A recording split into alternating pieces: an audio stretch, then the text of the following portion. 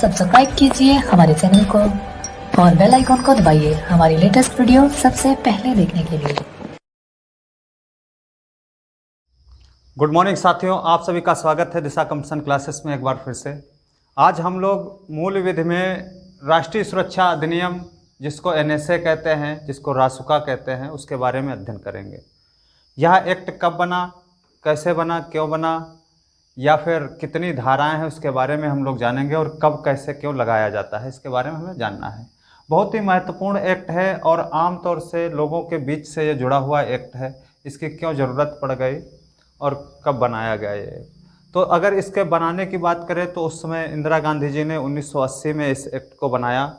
और इस एक्ट को बनाने का कारण रहा था देश की एकता, अखंडता और कानून व्यवस्था को बनाए रखने के लिए इस एक्ट को बनाया गया था। देश की एकता, अखंडता और कानून व्यवस्था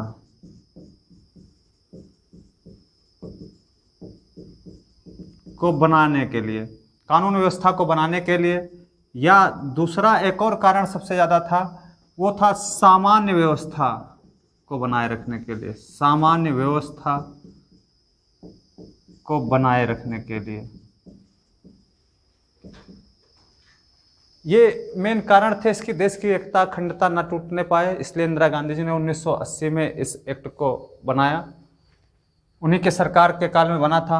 यह एक्ट 23 सितंबर 1980 को अधिनियमित हुआ। कब अधिनियमित हुआ? 23 सितंबर 1980 को। 27 दिसंबर 1980 को लागू, 27 दिसंबर 1980 को लागू हो गया था। और जम्मू कश्मीर को छोड़कर, J&K जम्मू कश्मीर को छोड़ करके संपूर्ण भारत में, जम्मू कश्मीर को छोड़ करके संपूर्ण भारत में यह एक्ट 23 दिसंबर 1980 से लागू हो गया था। लेकिन 31 अक्टूबर 2019 से अब संपूर्ण भारत में लागू है। संपूर्ण भारत में जम्मू कश्मीर को केंद्र शासित राज्य का दर्जा प्रदान कर दिया गया। उसके बाद में विशेष दर्जा उसका जो राज्य का था उसे समाप्त करने के बाद में यह संपूर्ण भारत में अब लागू हो गया। इस एक्ट में कुल धाराएं जो हैं, कुल धाराओं की बात करें, कुल धाराएं वो 18 धाराएं हैं। इसकी जो महत्वपूर्ण धाराएं हैं उनके बारे में हम लोग चर्चा करेंगे, उनके बारे में जानेंगे। आप लोग इसको जरूर नोट करते रहिएगा क्योंकि ये जानना बहुत ज़रूरी है। यही से क्वेश्चन भी पूछे जाते हैं, कब बना, कब लागू हुआ, कितनी धाराएं हैं और इस एक्ट का नाम क्या है। तो नाम क्या है? राष्ट्रीय सुरक्षा अधिनियम, या एनएसए, या आबलिक रासुका भी कहते हैं, 1980 अधिनियम। ठीक, ये चीज़ ध्यान रखना आपको। कुल धाराएं कितनी हो गई? 18 धारा हो गई। जो इसकी महत्वपूर्ण धाराएं हैं उन पर हम लोग चर्चा करेंगे। इसकी धारा कहती है, धारा 3, धारा 3 कहती है निरोध करने की शक्ति। निरोध करने की शक्ति कहाँ से मिली और कैसे मिली, इसके बारे में हम लोगों को जानना है, देखना है। तो निरोध करने की शक्ति किसके पास है ये देखेंगे। तो निरोध करने की शक्ति जो है वो केंद्र सरकार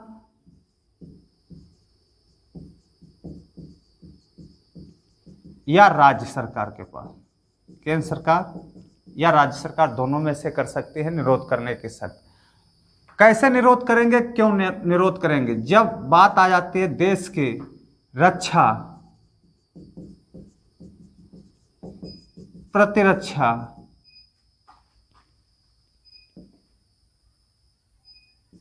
प्रतिरक्षा को खतरा हो, देश की रक्षा व प्रतिरक्षा को अगर खतरा हो तब निरोध किया जा सकता है।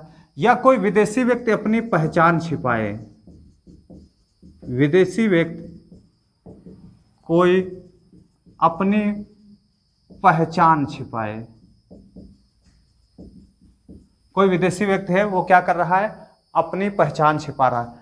या लोक व्यवस्था को नुकसान हो रहा है, लोक व्यवस्था को नुकसान कोई पहुंचाता है तो उसके आधार पर भी एनएसए लगाया जाता है। या फिर जो डेली जरूरतों की, जो मेन जरूरत की वस्तुएं हैं उनमें अगर कोई बाधा पहुंचा रहा है, जैसे आवश्यक सेवाओं में बाधा, आवश्यक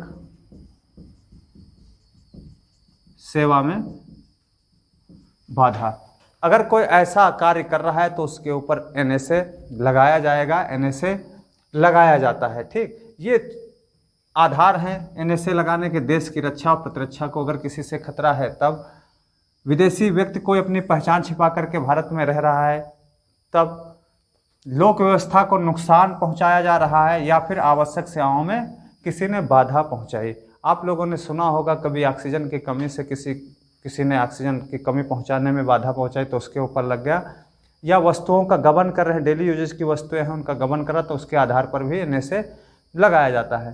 ठीक, फिर धारा इसकी तीन क्या कहती है? 3 में तीसरा पॉइंट जो है, जिलाधिकारी पुलिस आयुक्त कार्रवाई करेगा। कौन कार्रवाई करेगा? जिलाधिकारी या पुलिस आयुक्त जो है वो इस पर कार्रवाई करेगा। 3 आपको ध्यान रखना है, या एक बार में 3 माह के लिए,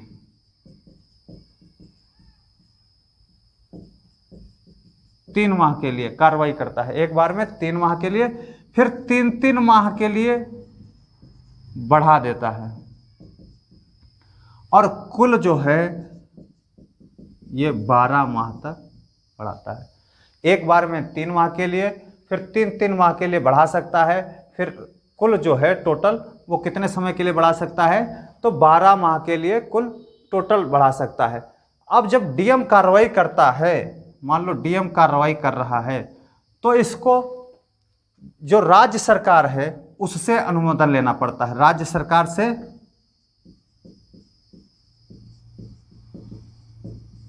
अनुमोदन, राज्य सरकार से अनुमोदन लेगा। अगर अनुमोदन नहीं ले रहा है, अगर अनुमोदन राज्य सरकार से डीएम नहीं ले रहा है, तो जो कार्रवाई एनएसए की कर रहा है ये 12 दिन में स्वतः समाप्त हो जाएगी। स्वतः समाप्त, कितने समय में? 12 दिन में स्वतः समाप्त हो जाएगी। राज्य सरकार अगर अनुमोदन दे देती है तो राज्य सरकार फिर केंद्र सरकार को सूचित करेगी। राज्य सरकार किसको सूचित करेगी? केंद्र सरकार को सूचित करेगी। इसकी भी एक टाइम लिमिट होती है, कितने दिन में सूचित करेगी? तो 7 दिन के अंदर भैया केंद्र सरकार को इसे सूचित करना रहता है, उसको केंद्र सरकार को सूचित करेगी। ठीक, ये चीज आपको ध्यान रखना है। ये किसमें कहा गया? धारा 3 की 3 में। डीएम कार्रवाई अगर कर रहा है तो राज्य सरकार से अनुमोदन लेना होता है, अगर अनुमोदन नहीं ले रहा है तो 12 दिन में स्वतः समाप्त हो जाएगी। ये टाइम पीरियड आपको ध्यान रखना है, ये पूछा जाता है। ठीक, फिर केंद्र सरकार अगर अनुमोदन देती है तो उसके बाद फिर उसे केंद्र सरकार को सूचित करना पड़ता है, और 7 दिन के अंदर इसे सूचित करना पड़ता है कि फलां व्यक्ति पर हम एनएसए की कार्रवाई कर रहे हैं। ठीक, ये धारा 3 का 3 पॉइंट हो गया। फिर धारा 4 की बात करें। धारा 4 कह रहा आदेश का निष्पादन। आदेश का निष्पादन है, भारत में किसी भी स्थान पर किया जा सकता है आदेश का निष्पादन।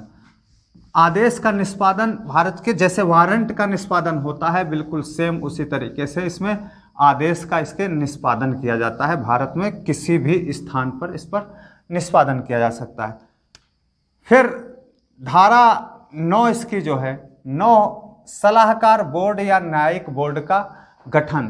तो सलाहकार बोर्ड या न्यायिक बोर्ड, इसमें 3 सदस्य होते हैं। 3 सदस्य में होने कैसे चाहिए सदस्य? या तो फिर ये उच्च न्यायालय में न्यायाधीश रह चुके हों, उच्च न्यायालय में न्यायाधीश रह चुके हों, या फिर उसकी अहर्ता रखते हों, उच्च न्यायालय में न्यायाधीश रह चुके हों। ठीक, या फिर क्या होना चाहिए? उसकी अहर्ता रखते हों। तो ऐसे सदस्य बनाए जाएंगे सलाहकार बोर्ड या न्यायिक बोर्ड के गठन में। और कितने सदस्य होंगे? तो 3 सदस्य ऐसे होंगे। ठीक, फिर धारा 10 कहती है न्यायिक बोर्ड या सलाहकार बोर्ड के कार्य। धारा 10 कहती है सलाहकार बोर्ड के कार्य। तो कार्य क्या रहता है? इसको 3 सप्ताह के अंदर, 3 सप्ताह के अंदर सरकार सूचना देगी। किसे सूचना देगी? न्यायिक बोर्ड को या सलाहकार बोर्ड को सरकार 3 सप्ताह के अंदर इसे सूचना देती है। ठीक, ये चीज आपको ध्यान रखना है। फिर धारा 11 है न्यायिक बोर्ड या सलाहकार बोर्ड द्वारा सरकार को सूचना देना। फिर न्यायिक बोर्ड या सलाहकार बोर्ड की हाँ इस पर कार्रवाई जो एनएसए की है ठीक है कि गलत है, किस तरीके से है, इसको आप लगाए रखिएगा। ये जो सूचना है ये 7 सप्ताह के अंदर वापस इन्हें देती है, 7 सप्ताह के अंदर। ये टाइम पीरियड भैया ध्यान रखना है, क्योंकि टाइम पीरियड ही यहाँ से पूछे जाते हैं। ठीक, ये चीज आपको अच्छे से ध्यान रखना। फिर धारा 12 एनएसए की कहती है निरोध की अधिकतम अवधि। तो निरोध की अधिकतम अवधि जो है धारा 12 जो है, इसमें ध्यान रखना है आपको, निरोध की अधिकतम अवधि इसमें बताया गया है। फिर कितनी है अधिकतम अवधि भैया? सॉरी, धारा 13 ये है। ठीक, ये ध्यान रखना, धारा 12 ही है निरोध की अधिकतम अवधि। धारा 12 कहती है 12 माह तक। कहां तक है? 12 माह तक निरोध की अधिकतम अवधि बताई गई है। फिर धारा 14 अगर देखें, धारा 14 कह रहा है निरोध आदेश को वापस लेना।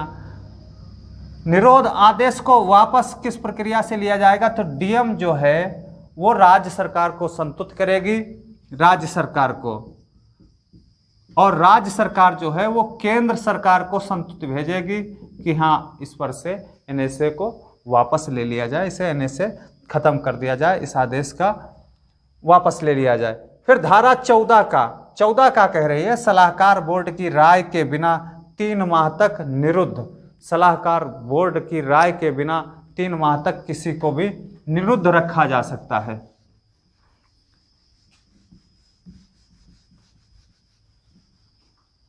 तीन माह तक निरुद्ध रखा जा सकता है सलाहकार बोर्ड की राय के बिना।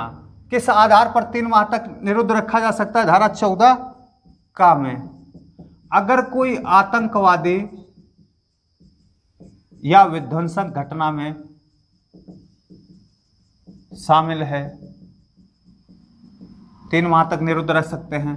या दूसरा पॉइंट है लोक व्यवस्था वाली बात आ जाती है, लोक व्यवस्था को हानि अगर पहुंचा रहा है तो इसके आधार पर उसे 3 माह तक उसे निरुद्ध रखा जा सकता है। ठीक, फिर धारा 15 कह रही है सरकार की शक्ति।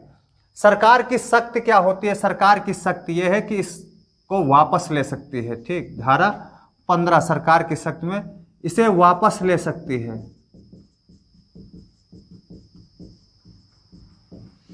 सरकार के पास शक्ति है, किसी के ऊपर से एनएसए को वापस लिया जा सकता है। फिर धारा 16 इसकी कहती है रासुका की कार्रवाई करने वाले व्यक्ति को संरक्षण। इसमें 16 में यह बताया गया जो व्यक्ति रासुका की कार्रवाई करेगा उसको संरक्षण दिया जाएगा, चाहे जो भी डीएम है या अन्य कोई व्यक्ति है कार्रवाई अगर ऐसी कर रहा है तो उसे संरक्षण प्रदान किया जाएगा। ठीक, ये महत्वपूर्ण कुछ धाराएं थी जिनके बारे में मैंने आपको बताया। इसके अलावा इसका अगर एनएसए लगता है तो अक्सर ये देखा जाता है इसका विरोध भी बड़े स्तर पर होता है, क्योंकि इसमें कई चीज़ें ऐसी हैं जो एक दूसरे से टकरा जाती हैं। जैसे टकराती क्या क्या चीज़ें हैं, जैसे बताया गया है, अगर हम भारतीय संविधान उठा करके देखें तो भारतीय संविधान में अनुच्छेद 22A है, आर्टिकल 22A। 22A क्या कहता है? 22A कहता है कि गिरफ्तार व्यक्ति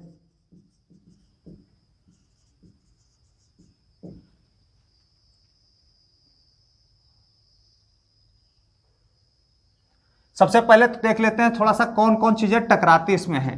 एक 22A आपका हो गया, आर्टिकल 22A संविधान का हो गया। दूसरा धारा CRPC की 50 हो गई, 56 हो गई, 76 हो गई। तीसरी चीज आ जाती है इसमें जो आंकड़ों की अनुपलब्धता है, आंकड़े नहीं इतने उपलब्ध होते हैं। तो इसमें क्या आंकड़े ने NCRB जो रजिस्टर होता है, national crime record bureau register, या SCRB हो गया स्टेट में होता है, या DCRB जो होता है जिले में, इसमें आंकड़े उपलब्ध इतने नहीं होते हैं जिनके आधार पर इसमें टकराव बढ़ता है। इसमें 22 में बताया गया जीवन का अधिकार बताया गया है। तो जीवन का अधिकार में ये बताया गया जैसे किसी को अगर गिरफ्तार आप करते हैं तो उसके बारे में उसको जानकारी प्रदान की जाए, गिरफ्तारी का कारण उसे बताया जाए। लेकिन इसमें क्या होता है, गिरफ्तारी का कारण नहीं बताया जाता है। उसे पुलिस अभिरक्षा में 24 घंटे से ज़्यादा नहीं रख सकते हैं, जबकि यहाँ पर क्या होता है 3-3 माह के लिए उसे अभिरक्षा में सीधे डाल दिया जाता है। फिर उसके बाद धारा 50 कहती है सीआरपीसी की, भारतीय दंड प्रक्रिया संहिता की धारा 50 जो है ये क्या बोलती है? धारा 50 भैया कहती है गिरफ्तार किए गए व्यक्ति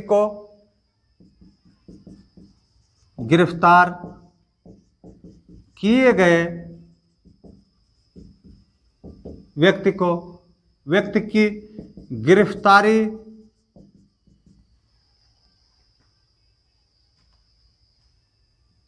का कारण और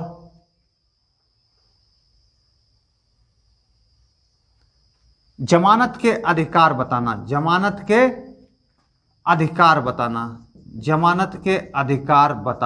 ठीक। ये कहाँ बताया गया? धारा 50 में। लेकिन इसमें ऐसा नहीं होता है, जमानत के कारण उसे जमानत मिलती ही नहीं है, गैर जमानती वारंट जारी होता तो जमानत के कारण इसमें नहीं बताए जाते, ये चीज़ टकरा जाती है, ठीक।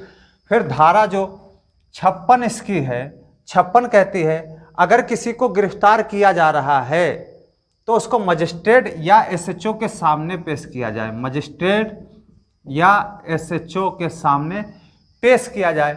लेकिन इसमें क्या होता है, उसको पेश नहीं किया जाता है। फिर धारा 76 कहती है गिरफ्तार किए गए व्यक्ति को 24 घंटे के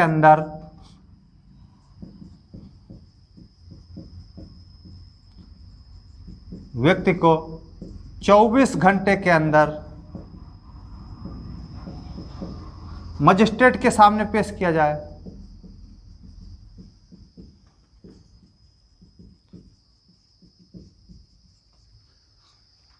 लेकिन इसमें क्या होता है, ये सारी चीज़ें नहीं हो पाती, इसीलिए बताया गया है कि ये सारे अपवाद हैं और इसकी वजह से इसका टकराव पैदा होता है।